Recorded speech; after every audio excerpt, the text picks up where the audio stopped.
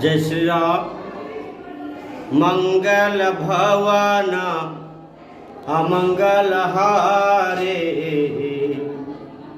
द्रवहु तदशरथ अजिर बिहारे।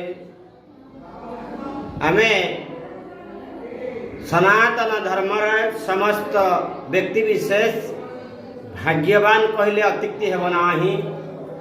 जो सनातन धर्म आज विश्व को गोटे वार्ता देची।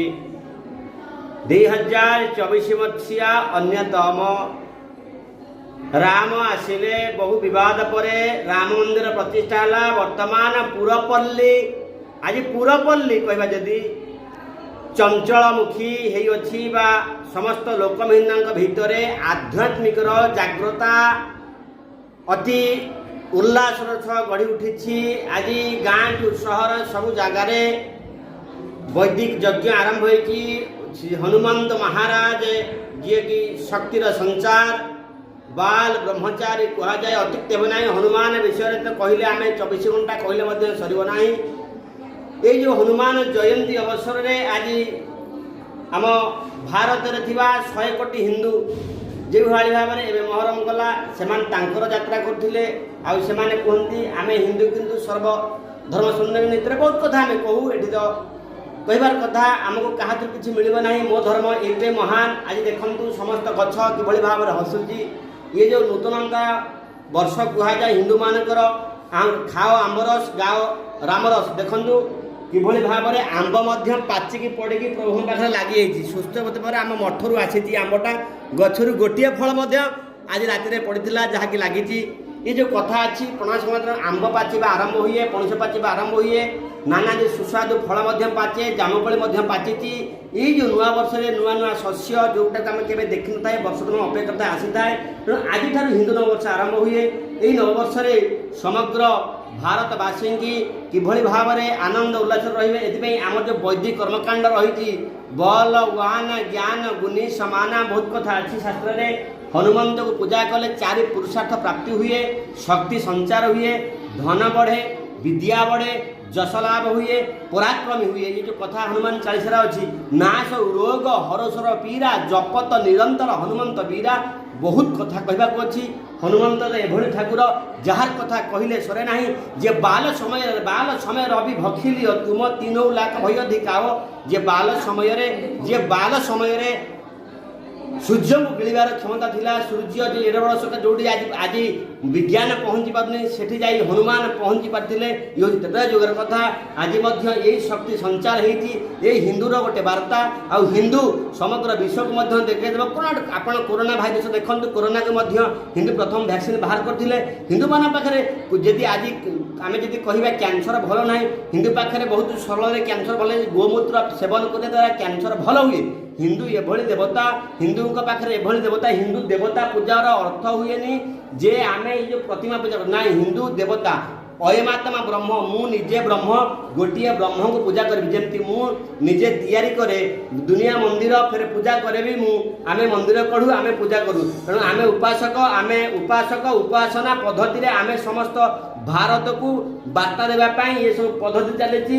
ये पद्धति द्वारा आम हनुमंत को आज बेल आंब दबा आंब गछ लगे दबा। तेणु हनुमान हूँ प्रकृतिर पूजक समस्त गछ वृक्ष लता गुणम जहाँ अच्छी आम तार पूजक आउ प्रत्येक हिंदू मानक स्वतंत्र वार्ता होची ये जो पणा संक्रांति आरंभ है एबेठू जुगर आरंभ समस्ते दुईटा गछ लगेगा प्रभु उद्देश्य किभली फल फली पूजा हम आम गछ लगेले फल फल प्रभु को फल अर्पण करवा यह हूँ समस्त हिंदू मानक नववर्ष वार्ता।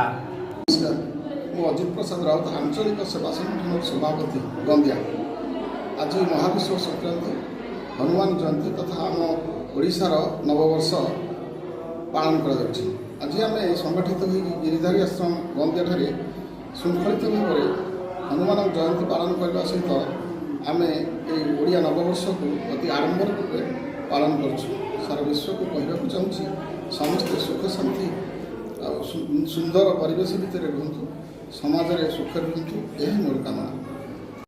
राजेश कुमार साहू शांताकुशी ग्रामवासी आज सर्वपुरातन गिरिधारी आश्रम 1450 ख्रीष्टाब्द जो आश्रम रे आज आमर महावीर हनुमान ये पूजा पाँच आम ग्रामवासी वृंद आज यहाँ आडंबर दिन पालन कराए महाविश्व पणा संक्रांति आज नववर्ष आरंभ आम दिन जनवरी 1 को गोटे नुआ वर्ष पालन करते ना आज आम ओडिया आम भारतर नुआ वर्ष महाविश्व पणा संक्रांति रे ये आश्रम देवासी ये आश्रम कार्यकर्ता मानू जो परिकल्पना थिला कि आज आम ये आरंभ करवा हनुमान जयंती अवसर में नुआ वार्ता निश्चिंत टिके पूर्व आम बाबा कहीकि जाइए जे समस्ते दुईटी गछ लगेगा निजपाई नुहे भगवान लगेगा निजपाई भी लगेगा यही वार्ता नहीं कि आम ग्राम सांस पटणार समस्त ओडिशावासी को महाविश्व संक्रांतिर शुभ अभिनंदन। जय जगन्नाथ। आज गोटे पवित्र दिवस तो ओडिया नववर्ष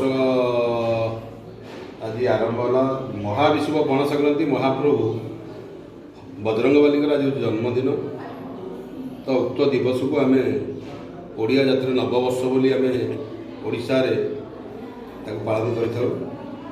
द्वितीयतः बजरंगबली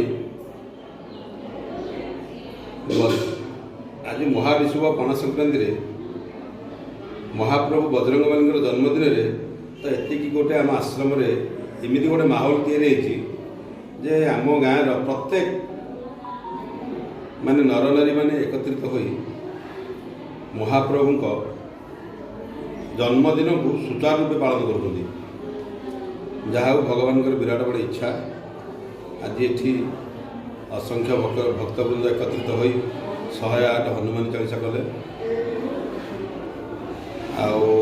घृत यज्ञ टी करागला बाबा माध्यम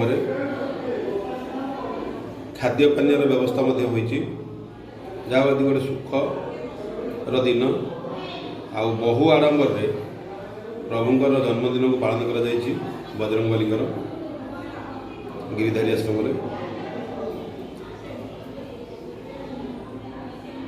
तो एठू आम या शिखा जे आगे पवित्र रामनवमी अच्छी जे महाप्रभु जगन्नाथ महाप्रभु रामचंद्र आसवा पूर्वर बजरंगबली प्रथम आसते